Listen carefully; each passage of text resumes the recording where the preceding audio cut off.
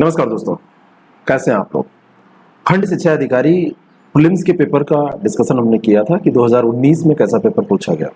उस पेपर का लिंक भी नीचे डिस्क्रिप्शन बॉक्स में दिया है और एक ग्रुप में फॉर्मेट कर रहा हूं टेलीग्राम का। उस ग्रुप में आपको इन पेपर्स के पीडीएफ भी दे दिए जाएंगे। 2019 का मेंस का पेपर कैसा आया था ये हम डिस्कस करने जा रहे हैं। ये वीडियो देख के आपको ये समझ में आ जाएगा कि पेपर कैसा आया था। ये तो आप पीडीएफ में भी देख सकते हैं, लेकिन साथ में ये भी समझ में आ जाएगा कि इस पेपर को तैयार करने में कैसे स्ट्रेटजी अपनानी चाहिए, कैसी रणनीति अपनानी चाहिए जीएस और हिंदी दोनों के पेपर में। सिलेबस का एक वीडियो अलग से हमने बुक लिस्ट का वीडियो उसी के साथ हमने जारी किया है, पूरा उसमें साथ में सब कुछ बताया गया। उस वीडियो को भी आप देख सकते हैं, उसका लिंक भी नीचे डिस्क्रिप्शन बॉक्स में दिया हुआ है। आप लोग अगर इससे संबंधित सामग्री चाहते हैं, ये पीडीएफ चाहते हैं, तो इस ग्रुप को जरूर ज्वाइन करें। और इस ग्रुप को मैं पिन पोस्ट कराया दे रहा हूँ कमेंट बॉक्स में भी इसका लिंक और साथ में डिस्क्रिप्शन बॉक्स में। तो 2019 का ये मेंस का जीएस और हिंदी का पेपर हमको डिस्कस करना है। जीएस का जो पेपर था, जीएस के पेपर में आप देखेंगे तो टोटल प्रश्न जो थे वो 40 प्रश्न थे। नंबर ऑफ क्वेश्चन की दृष्टि से ये बहुत बड़ा हो जाता है, लेकिन इसको 3 भागों में बांटा गया था। 10 प्रश्न इसमें सामान्य उत्तरीय थे, 10 प्रश्न लघु उत्तरीय थे और 20 प्रश्न इसमें थे अति लघु उत्तरीय।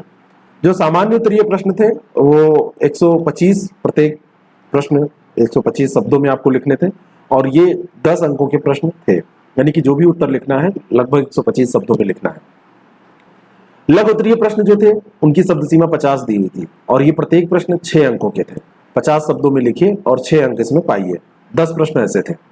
बाकी 20 प्रश्न जो थे वो 2-2 अंकों के थे और इनकी शब्द सीमा 25 शब्द लिखी हुई थी। शब्द सीमा का मतलब इससे कम में भी आप लिख सकते हैं, 1-2 शब्द ज्यादा भी हो जाएगा तो कोई समस्या नहीं है। ऐसा नहीं है कि पूरा कट कर दिया जाएगा। यही यहाँ पर समझना है आज की क्लास में। मान लीजिए कि 125 शब्दों वाला जो प्रश्न है उसको आपने 130 शब्दों में लिख दिया, 140 शब्दों में लिख दिया, कोई समस्या नहीं है। बस समस्या इतनी है कि 140 शब्द आप खर्च करेंगे तो यहाँ पर आपको जो ज्यादा शब्द लिखने पड़ रहे हैं दूसरे क्वेश्चन पे प्रभाव पड़ेगा। ठीक इसी तरीके से जो 50 शब्द वाला प्रश्न है उसको आप 60 शब्द में लिख देंगे तब भी कोई दिक्कत नहीं है। 60 शब्द में लिखिए, कोई इसमें मार्क्स नहीं कटेंगे। 55-60 शब्दों में कोई ऐसा अनर्थ नहीं हो जाएगा, लेकिन इतने शब्दों में नहीं लिखना है। क्या स्ट्रेटजी होनी चाहिए अभी बता रहा हूं। और 25 शब्दों वाला प्रश्न भी अगर आप 30 में लिखते हैं तब भी कोई दिक्कत नहीं है, लेकिन ऐसा लिख के आप देखिए कि 5 यहाँ पर शब्द ज्यादा आपने लिखे, 10 यहाँ पे ज्यादा लिखे, 15 यहाँ पे ज्यादा लिखे, यानी कि आप कई क्वेश्चंस का अहित कर सकते हैं, कई क्वेश्चन आपके छूट सकते हैं। तो यहाँ पर आप 110 में ही काम चला दीजिए, 115 से 20 शब्दों में काम चला दीजिए। यहाँ पर आप 45 से 50 शब्दों में काम चलाइए और यहाँ से 20-25 शब्दों में, तो शब्द आपके बचेंगे और आप अन्य प्रश्नों पर भी अच्छे से ध्यान दे पाएंगे। चलिए एक बार पेपर को देख लेते हैं कि जो इन्होंने सामान्य उत्तरीय प्रश्न पूछे थे जो 10, वो कौन कौन से प्रश्न थे और कैसे सिलेबस को इन्होंने कवर किया था। फिर जो लघु उत्तरीय और फिर अति लघु उत्तरीय उनको भी देखेंगे। नीचे डिस्क्रिप्शन बॉक्स में जो लिंक दिया है वहां पर इसका पीडीएफ मैं दे दूंगा, अभी तुरंत उसमें आप उसको ज्वाइन करिए। उसके बाद में इसको मैं प्रोवाइड करा दे रहा हूँ और जो जीएस का पेपर देख लेंगे हम, उसके बाद में ये निबंध का भी पेपर हम देखेंगे, तो निबंध के पेपर का भी आपको पीडीएफ वहां पर दे दिया जाएगा। एक प्रश्न इन्होंने पूछा, वैदिक युग में धार्मिक विचारों और अनुष्ठानों के विकास पर संक्षिप्त चर्चा कीजिए। कितने शब्दों में? 125 शब्दों में, क्योंकि यहाँ पर स्पष्ट इन्होंने लिखा था answer the following is not more than 155 words. अब यहाँ पर इंग्लिश हिंदी दोनों में आप इसका जवाब दे सकते थे, लेकिन जीएस और हिंदी के पेपर में एक अंतर है। जो निबंध वाला पेपर होगा उसमें केवल आपको हिंदी में ही लिखना था, ऐसे वहां पर नहीं लिख सकते, निबंध लिखना था, अंग्रेजी में आप वहां पर नहीं लिख सकते थे। दूसरा प्रश्न था, भारतीय राष्ट्रीय कांग्रेस में नरमपंथी और चरमपंथी के बीच में जो वैचारिक मतभेद था उसको आपको लिखना है। दोनों प्रश्नों को आप देखिए। वैदिक युग में अगर धार्मिक विचारों और अनुष्ठानों के विकास पर आप चर्चा करें तो एक किताब आप लिख सकते हैं। 125 शब्दों में चर्चा करनी है, यानी कि जो उसके महत्वपूर्ण बिंदु हैं, जो महत्वपूर्ण विशेषताएं हैं, उनको आपको लिखते चले जाना है। न इसमें भूमिका लिखनी है, न लास्ट में उपसंहार कुछ करना है, न इसमें आपको अंत में कुछ ऐसा लिखना है कि इसका प्रभाव ऐसे पड़ा, ये हुआ वो हुआ, कोई बवालबाजी नहीं करनी है। केवल आपको टू द पॉइंट लिखना है, तभी आप लिख पाएंगे। क्योंकि ये क्वेश्चंस जो हैं इन पे अगर व्याख्यात्मक आप बात करें तो बहुत सारी चीजें आप लिख सकते हैं। उत्तर प्रदेश के प्रमुख कृषि जलवायु प्रदेशों पर संक्षिप्त चर्चा कीजिए। यूपी से ये प्रश्न, और ये सारे प्रश्न हमने प्रैक्टिस में कराए थे। लास्ट ईयर का जो हमारा बैच था उसमें ये सारे प्रश्न हमने लगभग कहीं ना कहीं कराए थे और ये बहुत सटीक तौर पर ये प्रश्न ऐसे ही आ गए थे। तो जिन लोगों ने उसको ज्वाइन कर रखा था काफी उनको लाभ मिला था। मूल अधिकारों और नीति निर्देशक तत्वों के बीच में प्रमुख अंतर। प्रश्न बिल्कुल सामान्य प्रकृति का, यहां पर आपको लिखने में कोई दिक्कत नहीं है। राष्ट्रीय पशुधन मिशन के प्रमुख उद्देश्य। अक्टूबर नवंबर 2020 के दौरान भारत में राष्ट्रीय राजधानी क्षेत्र में वायु प्रदूषण, करंट अफेयर से यह प्रश्न है। अब यहाँ पे देखिए, पहला जो प्रश्न है वो हिस्ट्री से है, दूसरा प्रश्न भी हिस्ट्री से है। यहाँ पर एंशियंट हिस्ट्री से आपसे पूछ लिया गया है, यहाँ पर आपसे मॉडर्न हिस्ट्री से, फ्रीडम हिस्ट्रिकल से आपसे प्रश्न पूछा गया है। ये यूपी स्पेसिफिक प्रश्न है और ज्योग्राफी से पूछा गया है। यहाँ पर ये पॉलिटी से एक प्रश्न आपसे पूछ लिया गया है। राष्ट्रीय पशुधन मिशन के प्रमुख उद्देश्य, ये एग्रीकल्चर से रिलेटेड प्रश्न है, करंट अफेयर से भी आप रिलेट कर सकते हैं, इसको आप इकोनॉमी से भी रिलेट कर सकते हैं, कई विषयों से संबंधित है। अक्टूबर नवंबर 2020 के दौरान भारत में राष्ट्रीय राजधानी क्षेत्र में वायु प्रदूषण, तो आप इसको एनवायरमेंट इकोलॉजी से रिलेट करते हुए, करंट अफेयर का ये मुद्दा था, वहां से रिलेट कर सकते हैं। भारतीय अर्थव्यवस्था में औपचारिक क्षेत्र के रोजगार पर वैश्वीकरण के प्रभाव का उल्लेख कीजिए। अब ये जो प्रश्न था वो इकोनॉमी से, इंडियन इकोनॉमी से सीधा प्रश्न है। कोविड-19 महामारी के दौरान विश्व स्वास्थ्य संगठन की भूमिका का परीक्षण कीजिए। जो अंतर्राष्ट्रीय संगठन आपके सिलेबस में है उनसे रिलेटेड ये करंट अफेयर का प्रश्न है, कोविड चर्चा में था, इस कारण से पूछा गया था। और भारत में सुनामी चेतावनी प्रणाली की विशेषताओं पर चर्चा कीजिए, ये भी एक बहुत महत्वपूर्ण प्रश्न था, बहुत ही बढ़िया प्रश्न था। और ये भारत का जो भूगोल आप पढ़ते हैं, इंडियन ज्योग्राफी, तो ज्योग्राफी ऑफ इंडिया से आप इसको कर सकते थे। उत्तर लिखना केवल तभी आपका संभव हो पाएगा जब आप पहले से उत्तर लिखे रहेंगे, मेंस की आंसर राइटिंग करते रहेंगे।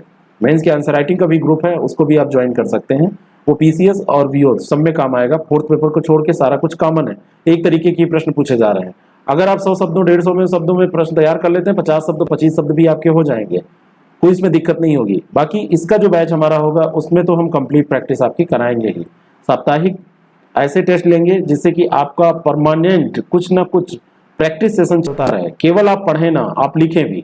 केंद्रीय विद्यालय संगठन और नवोदय विद्यालय समिति के उद्देश्य, संरचनाओं और कार्यप्रणाली के बीच में विभेदन कीजिए। जो केवीएस होते हैं और एनवीएस नवोदय विद्यालय जो है, तो उनमें आपको अंतर करना है। ये थोड़ा सा प्रश्न इसलिए आपसे पूछा गया क्योंकि एजुकेशनल फील्ड का ये एग्जाम है, बीओ जो चुना जाएगा वो एजुकेशन के क्षेत्र में काम करेगा, इसलिए ये प्रश्न पूछा गया। ये थोड़ा सा अलग प्रश्न था, लेकिन आप इसको लिख सकते थे अगर आपको थोड़ी बहुत जानकारी है। मान लीजिए इसको थोड़ा सा कम ही लिख पाते, लेकिन अन्य जो 9 प्रश्न हैं उसमें कोई कोर कसर कहीं से भी नहीं रहनी चाहिए थी, क्योंकि वो सामान्य प्रश्न थे, ऐसा कुछ नहीं था कि उसको नहीं लिखा जा सकता। 10 प्रश्न जो आगे 50 शब्दों में करने हैं, जो हर एक प्रश्न 6 नंबर का है, उसमें मनसबदारी प्रणाली की मुख्य विशेषताएं, ये हिस्ट्री से आपसे पूछा गया। वर्नाकुलर प्रेस एक्ट 1878 क्लास में ही पढ़ाया है, मेंस में भी, वैसे भी प्रीलिम्स में भी इसको हमने डिस्कस किया, सब लोग पढ़ते भी हैं इसको, ये भी हिस्ट्री से सामान्य सा प्रश्न। बाढ़ में सूखे के प्रमुख कारण, ये ज्योग्राफी के से पूछा गया प्रश्न था। भारतीय संविधान में बाल श्रम से संबंधित विशिष्ट प्रावधान, सीधा आपसे प्रावधानों के बारे में पूछ लिया गया है, पॉलिटी का ये प्रश्न है। प्रधानमंत्री कृषि सिंचाई योजना, जो योजनाएं आपको तैयार करनी होती हैं, तो योजना यानी कि इसको आप करंट अफेयर में वैसे मत रखिए, करंट अफेयर में के अलावा भी आपको योजनाएं पढ़नी होती हैं, तो आप वहां से इसको कर सकते थे। भारतीय मानसून 2020 की प्रमुख विशेषताएं, इंडियन ज्योग्राफी से यह प्रश्न है, ज्योग्राफी ऑफ इंडिया। वैश्विक बहुआयामी गरीबी सूचकांक और Bharat, global multi dimension poverty index and India. वैश्विक बहुआयामी गरीबी सूचकांक में भारत की क्या स्थिति है? अब जैसे इस प्रश्न का उत्तर देना है तो भारत की रैंक क्या है, थोड़ा सा आप बताएंगे कि किन आधारों पर, जो बेसिक आधार है जिन पर ये निकाला जाता है, और भारत की रैंक क्या है। और थोड़ा सा अगर आपके पास समय होगा या वर्ड लिमिट आपकी बची है तो बता देंगे ऐसा क्यों है, कम है, ज्यादा है, रैंक, जहां पे जैसा प्रश्न हो तो ऐसा क्यों है ये आप बता देंगे। सतत विकास लक्ष्य 13, अभी कल ही हमने बताया था कि अगर आप तैयारी कर रहे हैं, निबंध की तैयारी कर रहे हैं, आप जीएस की प्रैक्टिस करने जा रहे हैं, तो आपको जो सस्टेनेबल डेवलपमेंट गोल है एसडीजी, 17 गोल आपको रटे होने चाहिए, पते होने चाहिए। तो 13 नंबर का जो गोल है वो किससे रिलेटेड है? आप जरा इसको 50 शब्दों में टाइप करिए, यहाँ पर देखिए आप क्या लिख पाते हैं, आप देखिए कितना आपको आता है। भारत नेट की प्रमुख विशेषताएं सूचीबद्ध कीजिए, ये करंट अफेयर का प्रश्न था, सीधा सा करंट अफेयर से चर्चा में था इसलिए पूछा गया। और राष्ट्रीय संस्थागत रैंकिंग फ्रेमवर्क 2020 के प्रमुख मापदंड क्या थे, तो ये भी करंट अफेयर का प्रश्न, और ये सीधा आपसे यहाँ पूछा जा रहा था, आप इसको आसानी से लिख सकते थे। तो यहाँ पे देखिए करंट अफेयर से क्वेश्चन अभी तक का जो रहा है 30% क्वेश्चन इससे आपको मिल चुके हैं लगभग। आगे हम बढ़ते हैं। खंड 7 जो था बहुत छोटा सा सेगमेंट था, 25 शब्दों का लिखने वाला, लेकिन नंबर ऑफ क्वेश्चन इसमें 20 थे और हर एक क्वेश्चन यहाँ पर 2 नंबर का था। कन्नौज का युद्ध हिस्ट्री से, प्रयाग प्रशस्ति हिस्ट्री से, मथुरा कला शैली हिस्ट्री से, चौरी चौरा कांड हिस्ट्री से, 8 नंबर यहाँ पर भी हिस्ट्री हो गई। आगे शारदा नहर ज्योग्राफी से, उत्तर प्रदेश के रामसर स्थल एनवायरमेंट और ज्योग्राफी दोनों में आप पढ़ते हैं, करंट अफेयर में भी चर्चा में रहता है। अनुच्छेद 360 ये पॉलिटी से, और यहाँ पर आप देखेंगे अधिकार परीक्षा ये भी आपकी पॉलिटी से ही पूछा जा रहा है। और ये NBSS भूमि जियो पोर्टल करंट अफेयर में चर्चा में था। MSP डिटर्मिनेंट्स ऑफ NSP इसके निर्धारक क्या है, ये आपका इकोनॉमी से पूछा गया था। इकोनॉमी से देखिए लॉन्ग में एक क्वेश्चन आया था, यहाँ पर भी बहुत ज्यादा इकोनॉमी से प्रश्न नहीं आता है।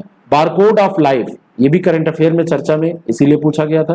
वैश्विक नवाचार सूचकांक, एक सूचकांक भी देखिए। अब ये शॉर्ट में पूछा गया तो सूचकांक कौन जारी करता है, भारत की रैंक क्या है, विश्व में प्रथम स्थान कौन है, 3 चीजें अगर लिख देंगे तो 100% मार्क्स 2 के 2 मार्क्स आपको इसमें मिल जाएंगे वैश्विक नवाचार सूचकांक पे।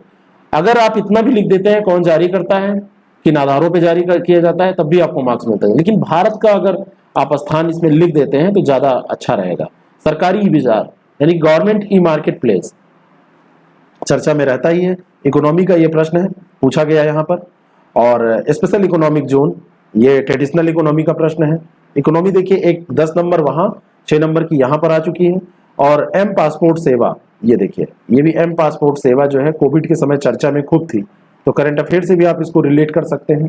और वर्ष 2020 का नोबेल शांति पुरस्कार देखिए ये प्रीलिम्स के लिए भी इंपॉर्टेंट होता है। अब इसका उत्तर देने के लिए केवल उनका नाम आप लिख देंगे और कौन प्रदान करता है, किस संस्था के द्वारा दिया जाता है, आपका काम चल जाएगा।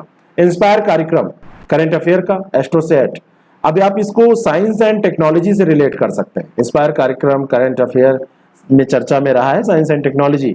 समग्र शिक्षा योजना, अब एजुकेशनल क्षेत्र से देखिए यहाँ पर भी एक प्रश्न पूछ लिया गया। तो करंट अफेयर में जितना भी एजुकेशन से रिलेटेड जो चर्चा में कोई भी बिंदु कोई भी मुद्दा रहेगा वो आपको तैयार कर लेना है। और ऐसे ही स्वयं पोर्टल ये भी करंट अफेयर से।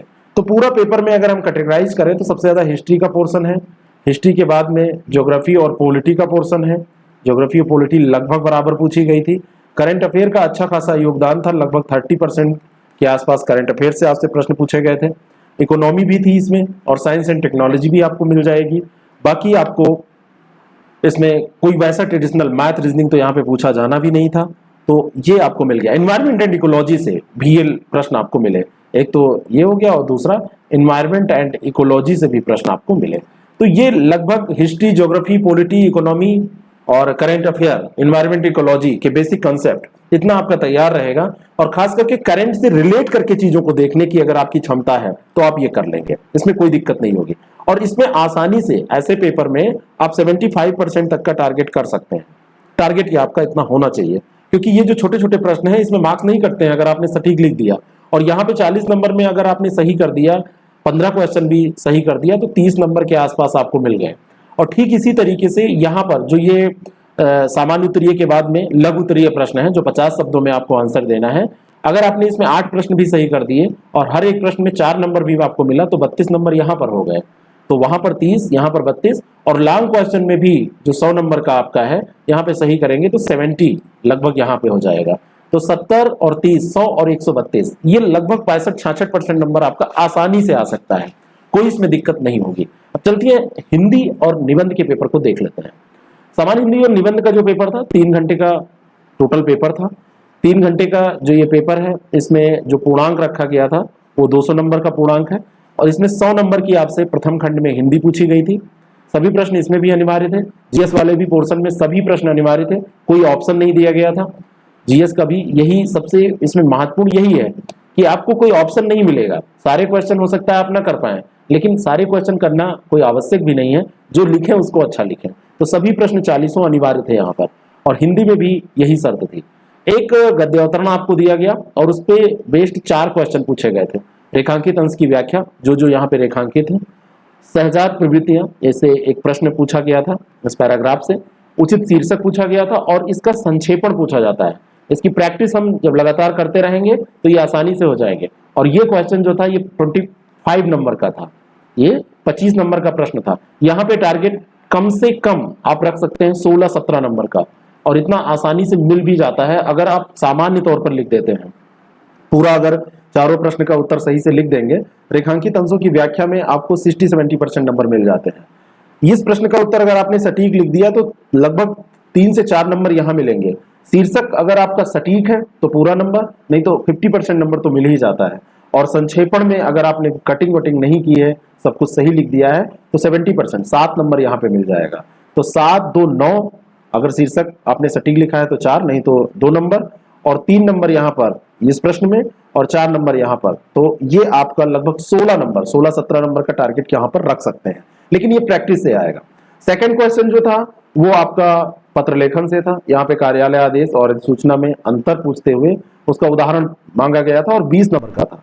यहाँ पर आप 16 नंबर आसानी से प्राप्त कर सकते हैं, 14 से 16 नंबर, कोई इसमें दिक्कत आपको नहीं होगी। तो 16 यहाँ पर, 16 यहाँ पर।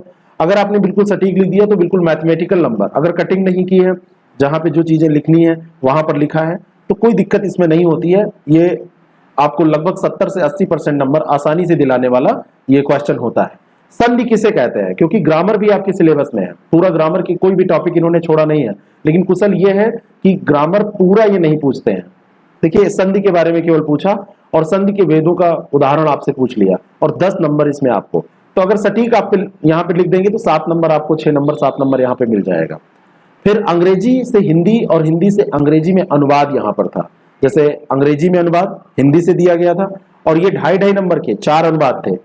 10 नंबर यहाँ पे था और 10 नंबर यहाँ। यहाँ पर अगर आप अनुवाद सटीक करते हैं तो पूरे नंबर। मान लीजिए एक आध गलत हो जाता है तो हम टारगेट कर सकते हैं कि 6 नंबर यहाँ पे और 6 नंबर यहाँ पर आपको मिल रहे हैं। अगर आप सटीक करेंगे तो 20 नंबर भी यहाँ मिल सकते हैं। लेकिन बाय द वे कोई स्पेलिंग मिस्टेक भी करेंगे, ग्रामेटिकल मिस्टेक करेंगे तो आपके मार्क्स कट जाएंगे। और बहुत कठिन नहीं था, कृपया मुझे अपना मत रखने का अवसर दीजिए। ऐसे है, यदि इतिहास किसी राष्ट्र की जीवनी है तो साहित्य उस राष्ट्र की आत्मकथा होती है। तो थोड़ा सा कहीं कहीं ऑर्नामेंटल लैंग्वेज भी आपको यूज करनी पड़ेगी। The soup is absolutely delicious, यहाँ पर अंग्रेजी में दिया हुआ है। ठीक इसी तरीके से एक बहुत स्कोरिंग पेपर यहाँ क्वेश्चन है इस पेपर में। ये आपके पास लोकोक्तियों और मुहावरे का, अगर इसका आप अर्थ और वाक्य प्रयोग सटीक करते हैं, जैसे यहाँ पर आपको क्या करना है, 5 दिए हुए हैं और प्रत्येक 3 नंबर के आपसे पूछे गए हैं। यहाँ पे 3 नंबर में 1.5 नंबर आपका होता है 1.5 मार्क्स ये अर्थ का, और 1.5 मार्क्स आपका होता है उदाहरण का, जो वाक्य प्रयोग आप करते हैं। अगर आपने अर्थ सही बताया और उदाहरण सही लिख दिया तब तो पूरे 3 नंबर। अगर आपने अर्थ सही नहीं बताया, उदाहरण केवल दिया है, तो हो सकता है 0 नंबर भी मिल जाए। तो हर मुहावरे का अर्थ आपको 9 दिन चले 2.5 कोस, मतलब क्या मतलब है इसका, एक तो करेला दूजे नीम चढ़ा। तो अर्थ पहले लिखिए। इसका लिखने का तरीका क्या होता है, अर्थ, और अर्थ के बाद में यहां पर आप लिखेंगे वाक्य प्रयोग। तो अर्थ सटीक बता के फिर उसका वाक्य प्रयोग आप करेंगे तो आपको यहां पर मार्क्स मिल जाएंगे पूरे। और यहां पर मान के चलिए एक आपका गलत भी हो जाएगा तो लगभग 12 नंबर के करीब आपको आसानी से मिल जाएंगे, लेकिन एक से ज्यादा गलत करने की गुंजाइश यहां पर नहीं है। फिर देखिए, कुछ आपको ग्रामर में और प्रश्न मिलेंगे। निम्नलिखित का एक एक बहु प्रचलित पर्याय शब्द लिखिए। पर्यायवाची पूछा गया है, लेकिन एक एक ही पूछा गया है। अनृत, कलत्र, अमरस, कृषाणु, अजय। अब इसको भी प्रैक्टिस करना पड़ेगा। रोज अगर आप प्रैक्टिस कर रहे हैं, जैसे एक बार पढ़ के आपने रख दिया, छोड़ दिया, तो आपको नहीं मिलेगा।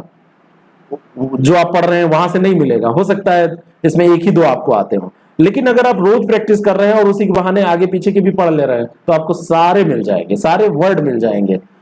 सब कुछ प्रैक्टिस करने से, जैसे आप किसी से मुलाकात करते रहते हैं तो आपके संबंध प्रगाढ़ हो जाते हैं। आप किसी से नहीं मिलते हैं तो धीरे धीरे आपके संबंध उतने अच्छे नहीं रह जाते हैं।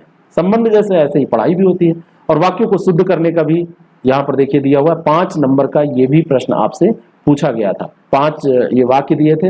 अब इसमें अशुद्धियां जैसी भी हों, कहीं पे लिंग संबंधी, कहीं पे व्याकरण संबंधी, कहीं पर विशेषण विशेष कुछ भी गलत लगा है, ये सब किसी भी तरह उसे बुलाओ। अपनी सामर्थ्य के अनुसार कार्य करना चाहिए। सिंपल सिंपल वाक्य हैं, लेकिन छोटी छोटी गलतियां इसमें हैं, तो इसको आप देखिए। और ऐसे पूछे जाते हैं। तो यहाँ पर अगर आप 5 सही कर दिए तो आपको 5, एक गलत भी हो गया तो 4 नंबर ये। यहाँ पर आप पर्यायवाची में मान लीजिए कि 3 ही आपने दिया, तो 4 3 7, और ये देखिए 12 12 7 19, 19 6 25, और 25 और 6, 25 6 आपका हो गया 31 31, और यहाँ पर देखिए 7 नंबर ये है 38 38, और 16 ये आपका हो गया 54, और 54 और 16 ये आपका हो गया कितना नंबर, 54 और 16 ये हो गया 60, और ये 60 नंबर के करीब आपका टारगेट यहाँ पे 100 में कम से कम हो गया है ना, लगभग इतना। अब इसमें जितना आप वेस्ट करते चले जाएंगे उतना आपको मिलता चला जाएगा। तो 60 नंबर से कम टारगेट नहीं रखना है इसमें, कितना भी आप खराब पेपर करके आए इससे कम ना आपको मिले। तो 60 के करीब ये मान के चलिए, इसमें टारगेट और आपको रखना चाहिए, लेकिन 60 इतने आसानी से मिल जाएंगे। टारगेट आपका 65 प्लस ही होना चाहिए, 65 से कम टारगेट नहीं होना चाहिए हिंदी वाले खंड में। ऐसे 2 लिखने को पूछे जाते हैं, खंड का और खा, एक एक निबंध आपको लिखने हैं। एक खंड से आप 2 निबंध नहीं कर सकते, टोटल 2 निबंध लिखने हैं, 700 शब्दों के निबंध लिखने हैं। 2 निबंध जो लिखने हैं, एक निबंध 50 नंबर का है तो 2 निबंध 100 नंबर के हैं। सीधे निबंध हमारी क्लासरूम से जो हमने डिस्कस किया था, नोट्स दिया था, उसी से आए थे। साहित्य और जीवन मूल्य भी कराया था, ऑनलाइन शिक्षा चुनौतियां और संभावनाएं कराई थी, परंपरागत कृषि का भविष्य भी कराया था। और इसको जबकि हमने और 2 टॉपिक इसमें और कराए थे कि कृषि कैसे कैसे परिवर्तित हो रही है और आजकल की जो ऑर्गेनिक खेती है, ऑर्गेनिक कृषि है, वो कैसे क्या हो रही है ना, डेवलप हो रही है, उसके महत्व के बारे में भी बताया था। ये तीनों सेक्शन ए से तीनों कराए थे। मेक इन इंडिया, एक सशक्त भारत का स्वप्न, ये भी कराया था। पर्यावरण पे असंतुलन और जैव विविधता, ये भी निबंध हमने कराया था क्लास में। और कोविड-19 एक वैश्विक आपदा, इसको तो कराया ही था। और बहुत सारे लोगों ने, जो हमारे स्टूडेंट बैच में थे या नहीं थे, बाद में मैसेज किया और उन्होंने कहा कि इसको हूबहू वो लिख के आए और इसमें अच्छा मार्क्स मिला, वो सेलेक्ट भी हो गए। तो यहाँ पे 2 निबंध, 700 शब्दों के निबंध है। आप 700 शब्दों में कोशिश करिए कि इसी में समाप्त हो जाए। 2-4% आप ज्यादा भी लिखेंगे तो कोई दिक्कत नहीं है, लेकिन कोशिश करिए कि कम में समाप्त हो और दोनों निबंध बराबर आप लिख पाए। ये नहीं कि एक बड़ा अच्छा लिख गया और एक में शब्द ही कम आपने लिखे, तो ऐसा सही नहीं होता है। और यहाँ पे निबंध में टारगेट आपका आराम से 70% का आप रख सकते हैं। 70 मार्क्स यहाँ पर आपके आ जाएंगे अगर आपने अच्छा कंटेंट लिख दिया, साफ सुथरा, कटिंग नहीं की और जो पूछा जा रहा है टॉपिक को समझा और लिख दिया। ऐसे का कार्यक्रम हमारा अलग से भी चल रहा है, उसको भी आप ज्वाइन कर सकते हैं। और साथ में हम बीओ के लिए अलग जो चलाएंगे, उसमें भी ऐसे होगा। प्री कम मेंस जो बैच होगा, मेंस के कार्यक्रम में भी ऐसे होगा। जो लोग यहाँ ज्वाइन कर लेंगे तो उतना उनको वहाँ पर हर हाल में छूट दे दी जाएगी, उसमें कोई समस्या नहीं है। तो आप एक ग्रुप हम जो बना रहे हैं उसको ज्वाइन कर लीजिए, वहां पर ये पूरा पेपर आपको मिल जाएगा। ये पेपर जो 2019 में पूछा गया ये भी दे देंगे और प्रीलिम्स का पेपर भी हम आपको वहां पे प्रोवाइड करा देंगे। उस ग्रुप को ज्वाइन करिए। ये मेंस पेपर का पूरा एक आपके सामने मैंने जो प्रस्तुतिकरण किया, उसका केवल एक उद्देश्य था कि 40 प्रश्न जो जीएस के आपके हैं, इनको आप कैसे माइंड मेकअप करके तैयार करें। प्रीलिम्स के साथ और बहुत सारी चीजें हैं। जो इसका खंड सी है ना, सेक्शन सी, खंड गा, इसको तो आप जीएस के प्रीलिम्स एग्जाम की तैयारी के साथ अधिकार परीक्षा, अनुच्छेद 360 है ना, ये करंट की जितने भी एमएसपी है और एनबीएससी है, एनबीएसएस है, ये सारे आप प्रीलिम्स के साथ तैयार कर सकते हैं। और इवन खंड खा भी, ये आप जो सेक्शन बी है, इसको भी प्रीलिम्स के साथ तैयार कर सकते हैं। बहुत ज्यादा इसमें कुछ नहीं है। जो खंड का है और खा है, इस पर थोड़े से आंसर राइटिंग प्रैक्टिस ज्यादा आपको करनी पड़ेगी, क्योंकि वो 125 शब्द है, यहाँ पे 50 शब्द है। मेरा मानना है कि आप 100 शब्दों के आसपास ही कोई आंसर तैयार करिए, चाहे वो छोटे में पूछा जाए चाहे बड़े में, दोनों आपका तैयार हो जाएगा। और हिंदी तो खूब प्रैक्टिस मांगता है। जब प्रैक्टिस आपकी अच्छी होगी तो इस पेपर में आप मान के चलिए कि 70 नंबर यहाँ और 65 नंबर वहां पर, आपको 135, ये इतना टारगेट 70% से थोड़ा सा कम है, ये 70% के आसपास टारगेट लेके चलना चाहिए 200 नंबर में। और वहां जीएस में मैंने आपको बताया कि जीएस का टारगेट भी आपका जो 100 नंबर है, 100 नंबर में ऐसे ही होना चाहिए कि लगभग आप 75 नंबर प्राप्त कर पाए, लगभग आप 70 नंबर प्राप्त कर पाए। इतना आप अगर पाएंगे तो आप टॉपर्स में से होंगे। बाकी सब लोग ज्यादा पाने की कोशिश करते हैं, ऐसा कोई नहीं है कि जो चाहता है हम कम मार्क्स पाएं। तो इसको अगर आपको पीडीएफ लेना है और साथ में इससे संबंधित और बहुत सारी वीडियो इन्फॉर्मेटिव, बहुत सारी स्ट्रेटजी वीडियो, जैसे ये स्ट्रेटजी आपको समझ में आ गई होगी कैसे क्या करना है। प्रीलिम्स से मेंस तक की सारी जो सामग्री है, उसमें जितना भी हम प्रोवाइड करा सकेंगे हेल्पिंग सामग्री, वो आपको यहाँ पे देंगे। बाकी बैच को ज्वाइन करने के नीचे डिस्क्रिप्शन बॉक्स में ज्वाइन वीओ जो लिखा हुआ है, एक नंबर भी दिया है और वो नंबर है 6307281212। यहाँ पे आप देख सकते हैं, ज्वाइन वीओ करके वहाँ पे मैसेज कर दीजिए। जल्दी बैच हम स्टार्ट कर रहे हैं, पूरे प्लानिंग चल रही है, पीछे